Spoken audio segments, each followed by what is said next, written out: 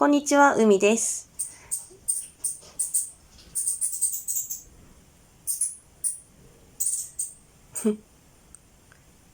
こんにちは、海です。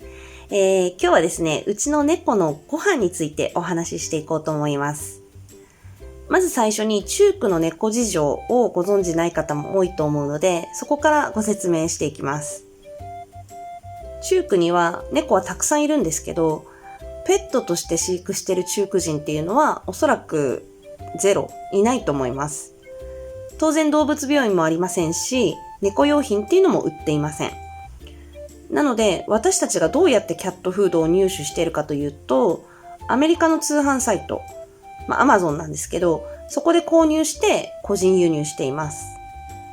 キャットフードって重いし、送料が高いんじゃないって思われるかもしれないんですけど、なんか Amazon がおかしいのか、送料が発生しなかったりするんですよね。で、今まで何度も購入してて、1回か2回ぐらい送料がかかったこともあったんですけど、それでも、こんなに安いのっていう送料しか発生しませんでした。なので私たちとしてはすごく助かってたんですけど、それが今年の4月ぐらいからかな、多分コロナの影響だと思うんですけど、Amazon が海外への配送をストップしてしまったんです。もうほんとそれが大問題で、どうしようかなと思って、最初はアメリカに転送業者っていうのがあって、例えば Amazon で私がフードを購入して、配送先をその転送業者にするんですよ。そうすると届いた荷物を中古に転送してくれるっていうサービスがあるんですね。なのでそれを利用してみようと思って、で、一度試してみたんですけど、そしたら送料がめちゃくちゃ高かったんですよ。なのでちょっともうそれはきついなっていうことで、フードの海外からの入手は、諦めなきゃいけなくなっちゃいました。で、中古で手に入るものでどうにかしなきゃいけないなっていうことになって、それで猫にあげられそうなもので破産しない金額のものって考えると、サバ缶ぐらいしかなくて、なので猫まんまっていうのかな、そのサバご飯をあげ始めることにしました。最初はね、もう猫大歓喜で、もう怖いぐらいガツガツ食べてたんですけど、なんかね、油分が多いからか、下痢をしちゃう子が出てきちゃって、で、体も痩せてきちゃって、で、どんどんサバご飯自体を食べなくなってきちゃったんですよ。体が受け付けなくなっちゃったのかな。で、このままじゃまずいなと思って、で、次にどうしたかと言いますと、ダメ元で中古のストアにキャットフードを輸入してもらえないか、お願いしてみることにしたんです。最初にお願いしてみたのがエースっていうホームセンターでした。エースは、ちょっと日本では馴染みが薄いと思うんですけど、世界中に店舗がある大手のホームセンターで、この辺りのどの島にもあるんです。で、今年の初めの頃、私マーシャルとか隣のポンペイ州に行ったんですけど、そこのエースにはキャットフードが売ってたんですよ。他の島で入荷できるなら、中古もできるんじゃないかなと思って、で、エースに当たってみることにしました。で、メールを送ったんですよ。キャットフードを輸入してもらえませんかって送ったら、そしたらすんなり、もうほんとすんなり入荷できるよって言ってくれて、すぐにどのフードがいいって候補をいくつか出してくれたんです。もうね、ほんと神かと思いましたね。今まで本当にずっと中古でキャットフードが買えたらいいなってずっと思ってきたから、もうようやくこの時が来たかと思って、本当に嬉しかったです。で、それが9月初めの頃の話です。で、そこからすぐに発注してくれて、最初は10月中旬に届くって言われてたんですけど、船が遅れてたのか、もうなかなか届かなくて、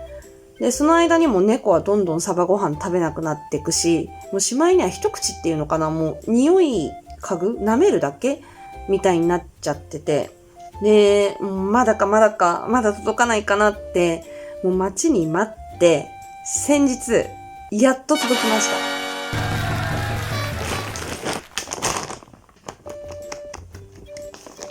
た。もうね、ほんと嬉しかった。というわけで、ちょっと前置きが長くなってしまったんですけど、猫たちがね、ご飯を食べてる様子を撮影してみたのでご覧いただこうと思います。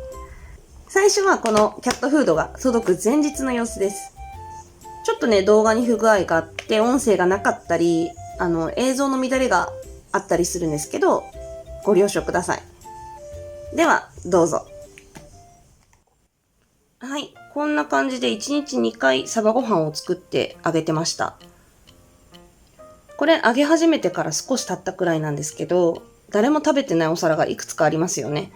一口しか食べなかったり、匂いだけ嗅いで口をつけない子もいたりして、で、こんな感じで毎回かなりの量が余ってしまってました。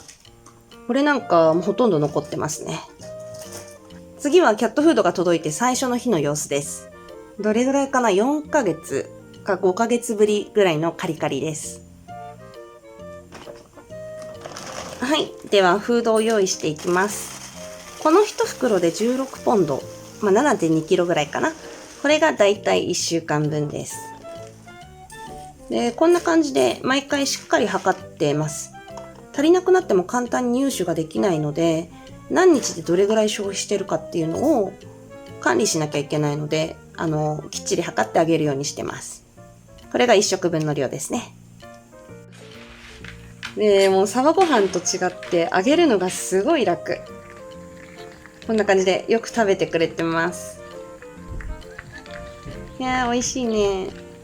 このカリカリカリっていうこの食べる音がいいですよね。この子は一番新しい子で、この時が生まれて初めてのドライフードだったんですけど、ちょっと食べにくそうにはしてるんですけど、しっかり完食してくれました。はい、もうお皿が空いてきてますね。で、こんな感じで全てのお皿が空っぽになりました。今はこの時から10日ぐらい経ってるんですけど、毎日きれいに食べきってくれてます。はい、食事風景の動画は以上です。サバご飯あげてた時に痩せちゃってた子の体も少しずつ超えてきたかなっていう感じがしてて、すごく安心してます。何より嬉しそうに完食してくれるっていうのがもう一番私も嬉しい。一番良かったなって思います。これまで本当に苦労してたキャットフードの入手なんですけど、今後はこうやってチュークで手に入れることができるようになりました。入荷の希望を叶えてくれたそのエースハードウェアのマネージャー、アービンって言うんですけど、もう彼には本当に感謝しかないです。っていうかね、もっと早く聞いておけばよかったなって、皆さんも思ってると思いますし、私もすごい思ってます、それは。もっと早く聞いておくべきだったなって。コロナの影響っていうのはフード以外にもあって、冒頭でもお伝えした通り、中区には動物病院がありません。で、猫の体調の相談とか、避妊去勢手術っていうのをどうしてるかというと、他の国から獣医さんに来てもらってしていたんですよ。でも、今は入国制限があって、他の国からの入国が一切できない状態なので、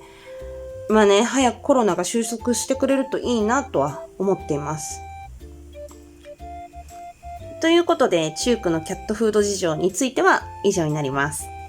またちょこちょこ猫の動画もアップしていけたらいいなと思ってますので、その際はぜひまたご覧になってみてください。